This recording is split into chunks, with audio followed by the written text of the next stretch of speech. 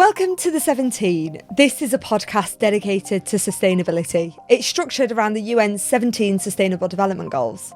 They represent, in essence, a plan to protect the planet. I'm Kate Hutchinson and I'm the founder of Yorkshire Sustainability Week, and my goal is to help the UK's regions to play their part in delivering a sustainable future. Each episode of The 17 is themed around a different one of the UN's 17 Sustainable Development Goals. A new episode drops on the 17th of each month, and each time I'll be joined by a new guest who has real expertise and influence related to one of those UN goals. We will explain and analyse the goal itself, look at the current situation, and discuss what actions we can take at an individual, regional, and even global level to make progress. It's episode 3, and we're tackling goal 9, which is industry, innovation, and infrastructure. Build resilient infrastructure, promote inclusive and sustainable industrialisation, and foster innovation. Our guest this episode is an expert at the intersection of people, tech and progress. She's implemented new and vast IT infrastructure in the health sector and is a powerful and passionate voice on inclusivity. Her current role at Leeds City Council is Chief Officer of Culture and Economy. This means she leads on everything from international relations to citywide initiatives on business, economy, policy and innovation. Eve Roodhouse, welcome Eve to the podcast. Thanks, Kate. It's lovely to be here. And wow, that introduction made me sound very grand. Well, I've been working with you now for a couple of months on Yorkshire Sustainability Week, and it has genuinely been such a pleasure working with you. And I'm really, really pleased to have you on the podcast. So thank you for coming. You're very welcome. So I have some questions for you, Eve, but I'm going to set the scene a little bit. So you've delivered massive, complex digital infrastructure. You've designed initiatives to promote innovation across the whole of the city. And now you're responsible for Leeds' economy. Why do you think the three eyes of industry, innovation and infrastructure are so codependent? The reason why I've kind of ended up in the role that I've ended up, which was accidental, I didn't plan to be in this role, is because at my heart I'm a geographer. And as all good geographers know, we live in really, really complex ecosystems. Just as nature is a complex ecosystem. The environment that we create as humans, our social geography, our economic geography, it's complex. So in the context of those three things existing together, if you are developing industry, you have the complex interdependency into infrastructure. Going back centuries, why have we got Leeds in the location that it is? Because it's on a river. We needed power and water from that river to grow our industry. And those dependencies still exist today. You know, our industries need access to the grid, and they need access to power. We need access to skills. And we need access to transport to be able to transport goods if we're manufacturing, but also to transport labour. So those things are completely interdependent. But then where does innovation come in? Well, actually, as a human race, we're always progressing and we're responding to the challenges that we see. And it's our natural tendency to grow. And in the context of what we're discussing today, one of the biggest challenges we're facing now is addressing the climate emergency. And it's only through that intersect between innovation, industry and infrastructure that we're going to be able to tackle those challenges as we move forwards into the next few years and the decades ahead. Yeah, definitely. I completely agree. I think one of the things that really genuinely excites me is this sort of the opportunity that is there to be able to reshape the world that we have right now and actually re-look at the way in which we operate. And what are you seeing with the businesses that you work with across the Leeds City region in terms of the way that they're adapting in line with the challenges that we face with climate change? So I think the main thing that really strikes me is the level of optimism. So I think when you start to look at the size of the challenge, and we'll come on to discuss that a bit more, you can become overwhelmed with the huge range of things that we need to try and tackle. Whether you're looking at things like retrofitting old buildings, whether you're looking at how you change your manufacturing process to be able to remove carbon from that process. But what I see is actually a huge amount of optimism about businesses wanting to tackle that, first of all, and secondly, innovation in how they're doing that. And there's some great examples across the region of organisations that are doing that. So take Situ, for example. Situ is an organisation that has a site that's our climate innovation district here in Leeds. And they've built a whole manufacturing process to create houses that are zero carbon, passive houses, and creating a whole community that allows people to live in a really low carbon way. And they're changing the standards of the sector, and they're doing it here in this city. And you see many stories like that in Leeds and Yorkshire. Yeah, Situ is definitely one that really excites me as well. I went down to the Climate Innovation Centre recently and I was so amazed by just, the vastness of it. And actually, it really does feel like something that is growing and developing in Leeds, and I know they're doing the same in Sheffield. Yeah. And it's going down a storm. One of the interesting things, again, that we can get into a bit more, though, is that they're creating opportunities in their supply chain through what they're doing. And at the moment, some of those opportunities can't be fulfilled by businesses that are located here, either in our region or actually in the UK. And they're having to bring things in from the continent, which is not what they want to do. And so there are, I think, opportunities for us that we haven't really tapped into yet to really try and drive forwards an even more sustainable approach in that kind of sector, but in several other sectors as well. Yeah, 100%. I definitely agree. And I think actually that's, it's across the board, isn't it? It's not just within the built environment that we're seeing those skills need to transfer over into the UK and particularly into Yorkshire. I think we're seeing it across the board in every single industry as we move into a new, ultimately a completely new economy as I see it. I hear too often, particularly in the work that I do in economic development, people just talking top level about green skills, which I actually, maybe it's a bit controversial. I find that a bit unhelpful.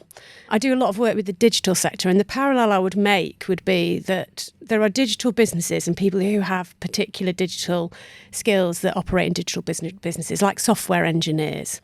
And then there are jobs that require digital skills. And pretty much that's every job now. Yeah. And all of us need to have digital skills. I think we need to think about green skills in that way too, right? So there's going to be more and more skills that are needed in businesses that are really driving forward sustainability that are specifically connected to that. But then actually every job is going to require us to have a degree of knowledge and understanding about sustainability. But we all need to start to take responsibility about some of that. This is one of the things that when we were, at the very beginning stages of Yorkshire Sustainability Week and planning out what the content was going to be around, I know one of the pushbacks that I had was from somebody saying, you just need to do a green skills panel, one green skills panel that will be just focused on the overarching sort of green skills piece. And I felt like it wasn't enough for the exact same reason that you've just described. Actually, there are some very specific skills that we need in certain industries, particularly, if you take, as we see it, our Future Cities Day of the conference, where you've got construction, energy, water and waste, the skills that you need in construction versus the skills that you need in tech are two different ball games altogether, right? But they're going to still be green skills. So I agree completely that it's not helpful actually to just band everything with, well, it's it's green, therefore it comes under this banner. I mean, I guess maybe people find it helpful to use that term to drive the thinking forwards at this stage of where we are. Yeah. But we need to rapidly get to that next level of real focus on the skills for sure. So I want to do a deep dive into where we're at in the wider situation. So we'll dive into the UN Sustainable Development Goal number 9, industry, innovation and infrastructure. The aim here is to build resilient infrastructure, promote inclusive and sustainable industrialisation and foster innovation. So here are some facts about the current situation. According to the UN Department of Economic and Social Affairs, globally, only 1 in 3 small manufacturers have access to loans or a line of credit. Manufacturing growth is increasing globally, but stalling in less developed countries. High-tech industries are far more resilient to crises than low-tech industries. The least developed countries have huge challenges in providing universal and affordable access to the internet. All countries need to upgrade infrastructure and retrofit industries to make them more environmentally sustainable. Eve, how big is the overall challenge here? It's enormous, isn't it? So it goes back to kind of what I was saying earlier, which is if we were just thinking about the challenges, we could soon become very anxious and feel as though we can't do anything about this. Because if you take access to finance, for example, so we live in a high-income country, and yet we know that many of our businesses, particularly small, medium enterprises, probably don't have the capacity to borrow the money that they need to in order to achieve net zero in their business model or to achieve some of their sustainability goals, particularly post-COVID, where they probably borrowed heavily to get through COVID and did borrowing that they weren't intending to do, and they're having to pay that money back. Access to digital is even an issue here for our communities. We have over 170,000 people that live in what's defined as the 10% most deprived neighbourhoods in the country here in Leeds, and many of them don't have access to some of the basic kind of digital provision that you might imagine. For example, can you afford a broadband connection? And we'd uncovered through COVID that a lot of families might not have the kit that's needed to support their children to learn online because they can't afford those things. Yeah. Take that challenge, and then a kind of another example, because we talked about retrofit when you're going through what the aims are. We've been doing some really kind of innovative work in our housing stock in Leeds. We have a huge amount of what's called back-to-back housing. Now, if anyone doesn't know what back-to-back housing is, it basically means what it says. There is a door for one person's house on one side and a door for someone else's house on the other, and the backs of the houses touch each other. So there's no garden and there's no backyard, and they're in a terrace. Now, we're one of the only cities in the UK that have such high levels of this housing stock. That presents a real challenge in terms of our aspirations to achieve net zero. But we have been doing some groundbreaking work to retrofit those buildings, but it's the tip of the iceberg. And again, this is in a really forward-thinking core city in a high-income country. If you take some of those challenges into lower-income countries or newly emerging economies, and you think about the challenges that they face, then the scale of the challenge, really starts to hit you. Where's the finances from the World Bank to support newly emerging economies to get some of these things right as they grow? Where is the finance going to come from?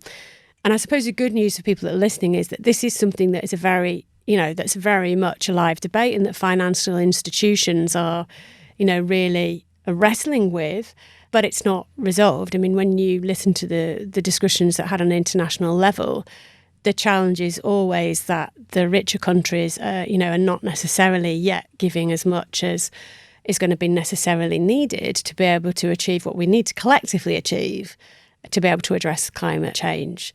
But, going back to sort of let's be hopeful, we can do things in our own roles and in our leadership roles in what we do on each of these areas that are set out in this goal. So I talked already a little about what we're doing on retrofit. If I go back to the digital inclusion, in Leeds we have an incredible programme called 100% Digital Leeds, and that programme provides support through third sector organisations to help skill people up to get the digital skills that they need and to be able to give them access to the particular kind of equipment they need to be able to get online through a tablet lending scheme in libraries. And we've also worked with BT to make sure that we've got full fibre connectivity reaching all parts of our city to make it commercially viable to connect up all of our communities to full fibre. So we've got an amazing level of full fibre coverage, which is really important for all of our communities as well as industry and for innovation. So there are very real things that can be done through leadership. For me, I want to understand from your perspective, is there such a thing as sustainable industrialisation? Or do you think those two things combined are actually a contradictory term?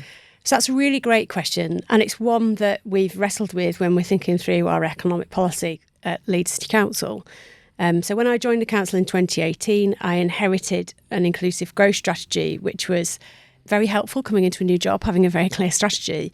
It really focused on the fact that we wanted to address the inequality that existed in the city, but it didn't actually really overtly speak to sustainability and the climate. And the council actually went on in 2019 to declare a climate emergency, so just about a year after the strategy was launched. So we're going through the process at the moment of refreshing the inclusive growth strategy, and we're really embedding into it addressing the climate emergency. And so in those discussions, we've been having that debate, can you have growth and still tackle the climate emergency?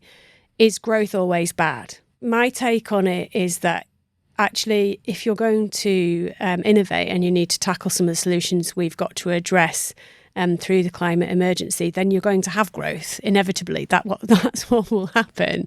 Great example might be there's a brilliant startup in Leeds called Tread.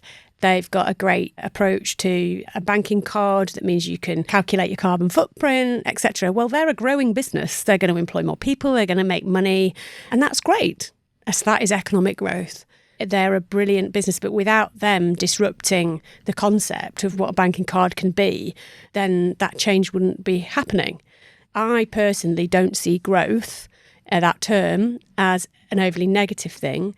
I think what we really, really need to be concerned with is clean growth and a fair transition.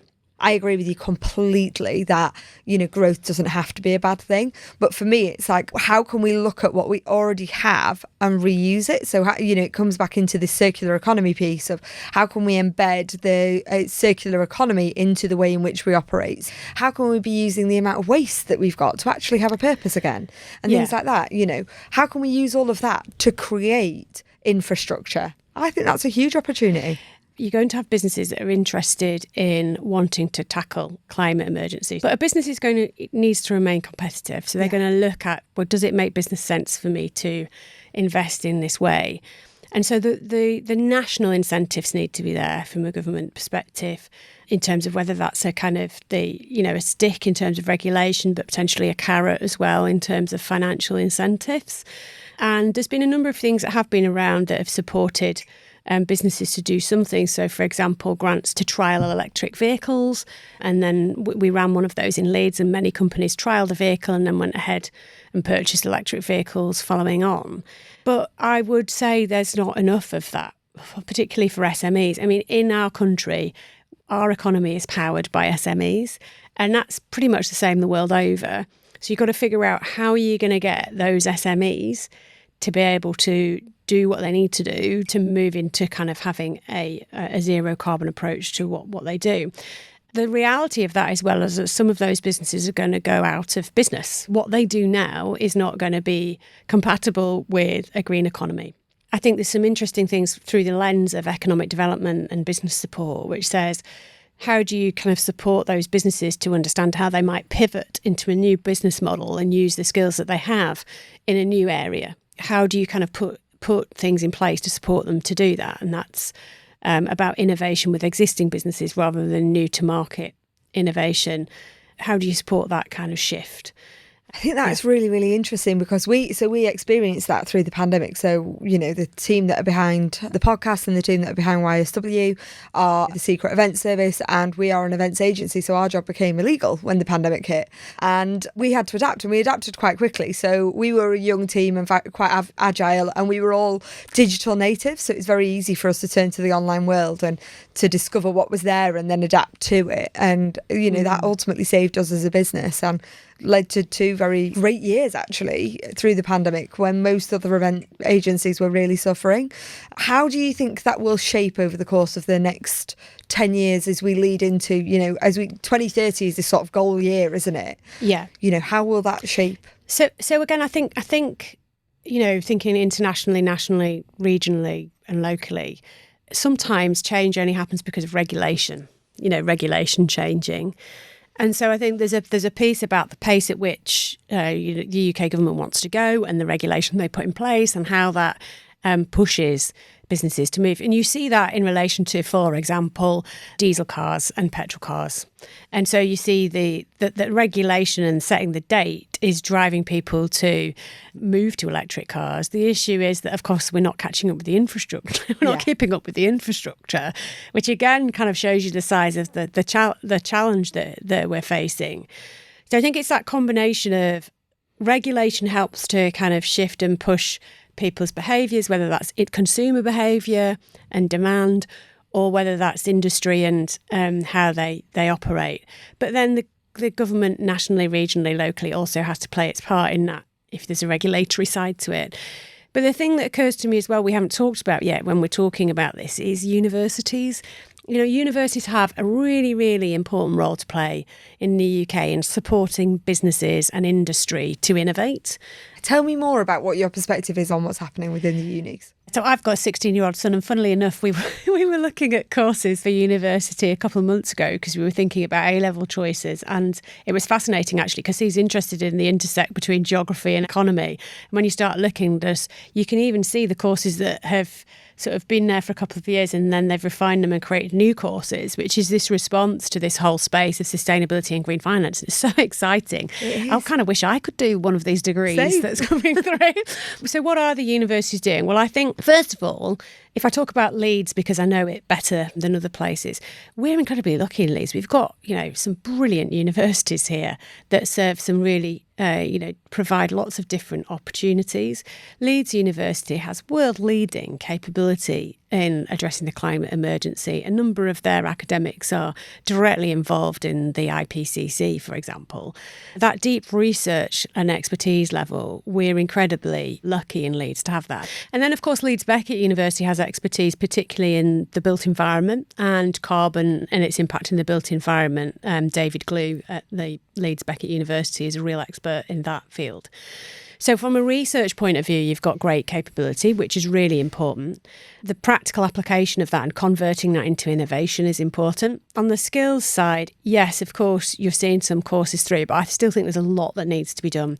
Even when I'm talking to University of Leeds at a level of the expertise that we need across the major organisations in Leeds. So I'll just step back a bit and explain. So there's 14 of the major anchor institutions in Leeds that work together through something called the Leeds Inclusive Anchors, which I help to facilitate. Together, we've been kind of saying, we've all got these ambitions around retrofit. We've all got these ambitions around addressing sustainability. How can we work more effectively together on that? How can we publish the pipeline of capital projects?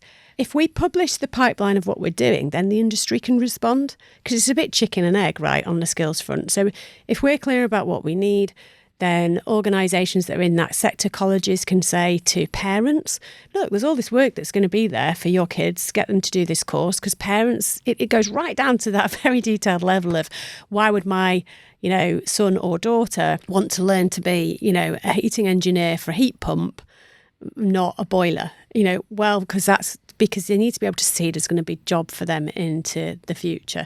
So there's that kind of side to it, that we can come together, we can show the demand, and that then allows skills providers to be able to plan for the skills that are going to be needed to satisfy that demand. So that's one thing.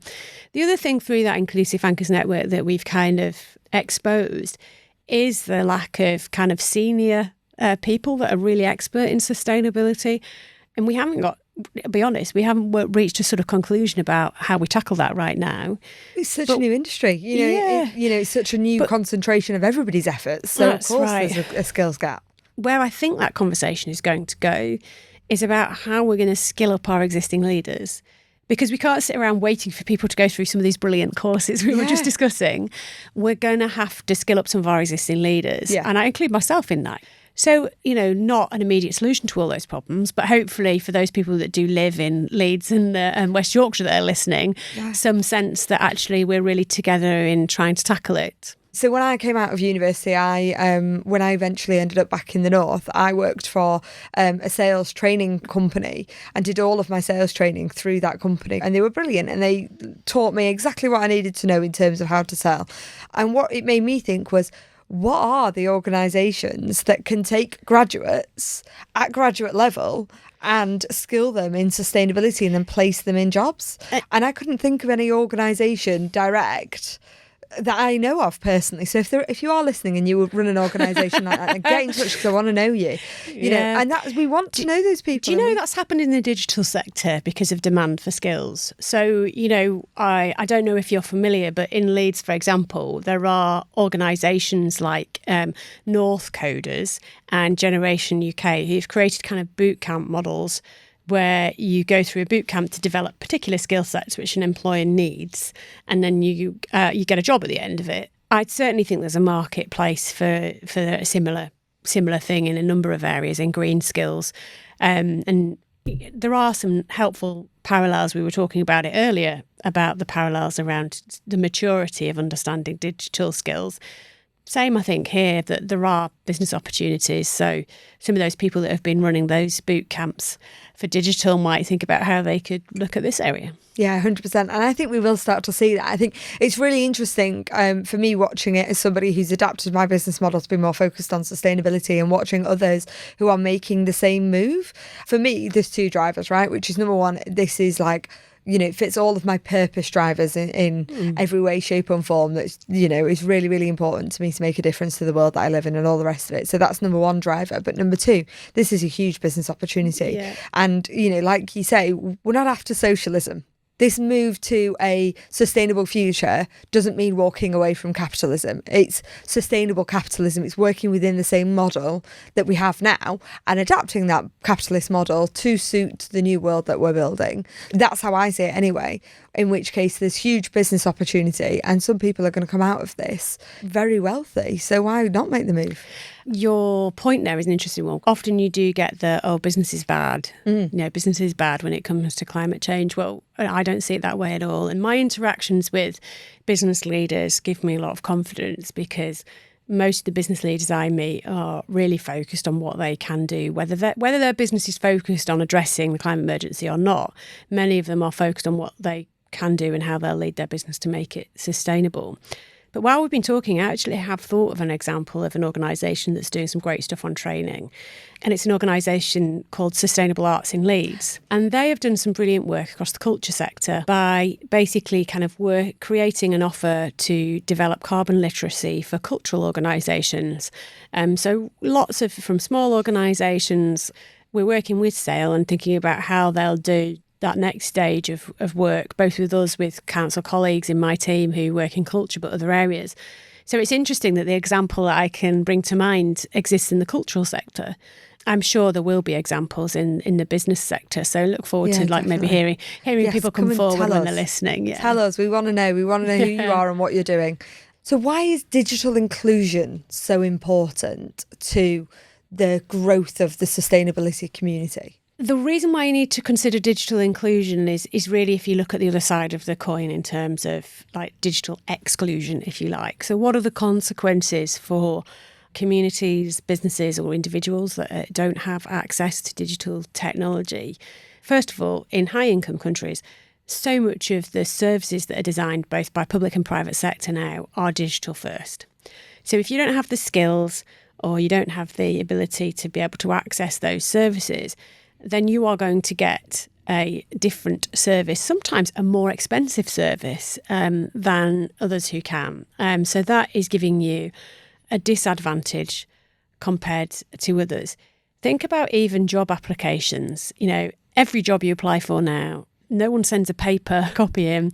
If a company is doing online interviews for screening, do you have a quiet place in your house to be able to do an online interview? Do you have the right kit? Do you have the right ability to do that? So the reason why digital skills and digital inclusions is so important is because we really can't afford to leave a massive chunk of our population out of the ability to be able to A, innovate and bring forwards ideas to solve the problems we face, because we need everybody in that world. But B, we can't afford to have a transition that leaves people behind as we transition into a green economy, because that's not fair. We have seen inequality grow in all major cities where that results in tensions and issues. And the reason why we're so focused on closing that inequality gap is because it's good for the economy, it's good for health, and it's good for social cohesion. So all of those things mean that as we work through addressing the climate emergency, we have to have in mind how that is going to be a just transition. And digital is a really, really key part of that. Yeah, fundamentally important, isn't it? With everything, even the world that we operate in now, ultimately every job is in some way, shape or form a tech job. Hybrid working is all well and good, but it's actually quite exclusionary. It sort of is counting on this world in which you will have a spare room that you can go in and make a study out of, and you can have an area. Otherwise, ultimately what you have is young people working from their bed. And actually, is that what you want from a professional job? Is that what you were expecting from the world of work that you were coming into? So digital inclusion is a fundamentally important part of the big puzzle, really, isn't it? Yeah, absolutely. Okay, so Regionally speaking then, we've talked a lot about what's happening in Leeds, but tell me a little bit more about what's being done locally in terms of the innovation ecosystem here in the city and how more people can get involved. Oh, it's such an exciting place to be in Leeds in terms of our innovation ecosystem. So we've is. been on a really exciting journey over the last 5 years, and it was driven a lot by our participation in the Massachusetts Institute of Technology REAP programme. So the Massachusetts Institute of Technology is based in Boston, MIT. REAP is Regional Entrepreneurship Accelerator Programme. Boston's been really successful in innovation, and MIT at the heart of that. So the MIT REAP programme takes cities together to kind of benchmark their innovation ecosystems and to really explore like what it is that you need to do to drive forwards and accelerate the growth of innovation-driven enterprises is what they call them. We might call them high-growth businesses in the UK, but their lingo is innovation-driven enterprises. And now when we went to participate in that and the place was secured by the University of Leeds, we had to follow their 5 stakeholder model. So you have to take corporates, entrepreneurs, public sector, universities, and risk capital. And there's a real power in that because together you have to really understand your innovation ecosystem. It's not just the public sector, it's not just universities, it's not just a corporate. And you have to put entrepreneurs right at the heart. And when we went through that process, we really became comfortable with something which I felt when I started my job at the council people weren't comfortable with, and that is the breadth of our economy in Leeds. So for anyone that's not familiar with Leeds, we have an economy that is broadly the same as the UK economy as a whole. It makes our economy very resilient. But it means that people go, what do we stand for? What do we stand for? And get a bit stressed about it, which I don't know why. So it was useful going through MIT REAP because it made us realise that actually that's our superpower. The breadth in our economy means that Leeds is an absolutely fabulous place to innovate. And that's why the digital sector is thriving here. So Leeds and West Yorkshire has that kind of economy that looks like the UK economy. Leeds as a city is like kind of small enough that you can get your arms around it, but it's big enough that you can scale. So take if you're innovating in health, right? We have one teaching hospital trust, we have one council, and we have kind of one integrated care system to work with. So it's easy. That's who you work with. If you're in London, you're like, which hospital do I pick to work with? How do I navigate this landscape? So it makes it much more straightforward for people to come to test a product and to scale that product. So we got comfortable with that. And then the second thing we got really comfortable with is the type of our focus. What's our innovation vision? And our innovation vision is to stimulate innovation that creates a healthier, a greener and a more inclusive world. And that's what we're going after in Leeds. And the second kind of component to that is that we want to have the most diverse set of entrepreneurs anywhere in the world. And I say that with true commitment and ambition. And that's a commitment and ambition that everybody that was part of that group that went through MIT committed to. And that will take time because you have to remove the barriers to be able to become an entrepreneur. Because as you know, Kate, when you're setting up a business, it's high risk, and if you haven't got, access to capital, that's really, really challenging and it's quite lonely. Yeah. So there are a lot of things that we need to do to tackle all of those things. So that's how we developed this really, really clear vision. And then what we've been doing since then is really nurturing our innovation ecosystem, particularly at the grassroots, complementing investments that had already been made by the University of Leeds in their fantastic innovation network, Nexus, which has a huge building, but is also a big network of businesses. So we've been seeding kind of both networks and activities and a whole range of other kind of networks that's really driving some of that activity forwards. One of the areas more pertinent to this discussion as well is green finance.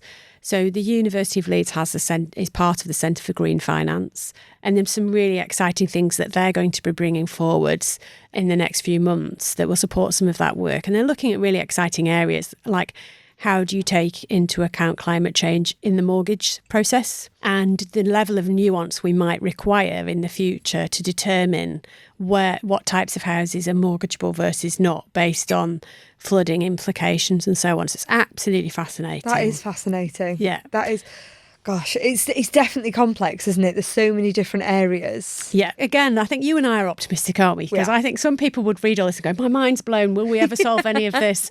We're all doomed. Whereas, I look at it and I go, wow, this is really interesting. We've got some brilliantly brainy people around. Yes. We've got some people who are really committed to trying to solve these challenges. And I guess our question is, how can we go faster? Yes, 100%. And that is, do you know what? I'm going to give you some really heavy praise now, because you really do deserve it. As, Leeds City Council, in your role as leaders, are phenomenal at backing the business community. You genuinely are. And, that really comes across, really does genuinely come across. So, and I think it's really interesting to see the kind of initiatives that the council are getting behind and supporting. And you can see how all of those initiatives all feed into the bigger picture of what you're describing, the three things that you said. It's true. You are actively doing it. And I think the growth of the digital scene is a very prominent example of this. The Leeds digital scene seems to have blown up in the last 7 or 8 years, right? And a big part of that, I think, has come from the growth of Leeds Digital Festival and the community of digital leaders getting behind that festival and making it, making a community. And I think that is, for me, that's one of the biggest drivers of everything, right?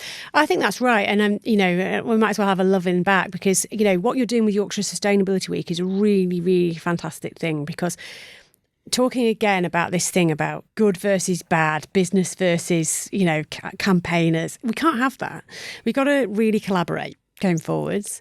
And what's really brilliantly refreshing about the Yorkshire Sustainability Week is it's so business-led, a lot of what you're doing. And I'm sure that off the back of it, there'll be lots of things that come out of it in terms of some of the collaboration and networks that evolve. As I said, I can sense businesses want to be really engaged in this, and it's how we kind of drive some of those things forward. Yeah, definitely. And I think it's that juggle of, you talked about it earlier, being an entrepreneur right now is actually really hard. We haven't had economic stability for 5 years, ultimately. If you look, we've had Brexit, and then we've moved from Brexit into a pandemic, and then we've moved from a pandemic into a financial crash. And there's never been a moment of stillness to just actually find your feet as an entrepreneur. They always say your first 5 years are, the hardest anyway, but we haven't had any stability in that time whatsoever. And nor have any of the other businesses that started at the same time as us. So, I think any one of us that have managed to get to that 5-year point, let's just be grateful we got there. Let's be so glad. It's hard anyway to get to your 5-year point. Let's be really grateful we got there, especially in these conditions. And if we can get there in these conditions, then, once the economy rights itself and we start to look at this new way of working and this new model of the economy, which I am convinced is coming, I'm convinced that there will be some really big shifts in the way that we operate in the economy at the moment.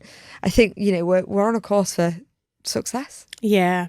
Let's do our best to actually answer the question, how do we work towards achieving goal number 9, the UN 17 Sustainable Development Goals? Build resilient infrastructure, promote inclusive and sustainable industrialisation, and foster innovation. Eve, you're going to be in charge here. I want one action point at every level, please. Globally? Globally. So I think globally, we've got to get our act together on that really big financing point that I talked about earlier. So the World Bank and the support to the World Bank through the higher income countries to make sure that there is financing available to help lower income countries and newly emerging economies. Okay, and national. So I'm actually going to pick innovation nationally, right? I think that we really, really need to back regions to innovate, but through national support. Does that make sense? I guess what I mean by that is that we've spent a lot of time in the podcast talking about some of the great things that we're doing on innovation, but we've done it on a relative shoestring in terms of funding.